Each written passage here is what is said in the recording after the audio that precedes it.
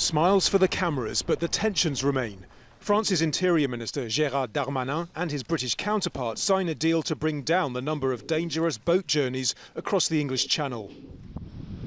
It'll increase by around 15% the amount of money the UK pays France each year to patrol its coast and try to stop refugees getting into small dinghies.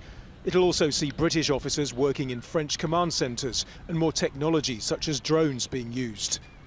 We have some real wins for both the French and the UK. First of all, we'll see embedded observers. That means there will be British officers working on French soil, observing the work or working on the ground with French officers to detect and intercept the illegal migrants as they attempt to leave France.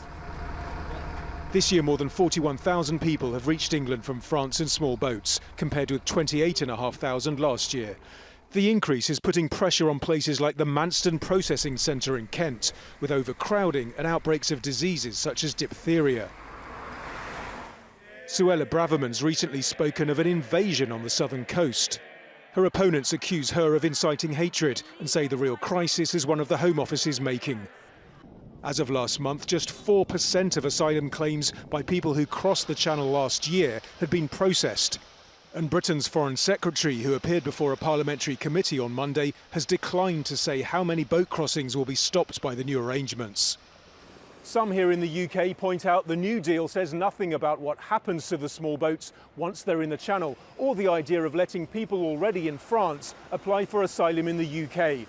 Prime Minister Rishi Sunak says dealing with the issue is a national priority. He's far from the first to do so, and he's unlikely to be the last. Nadim, Al Jazeera, London.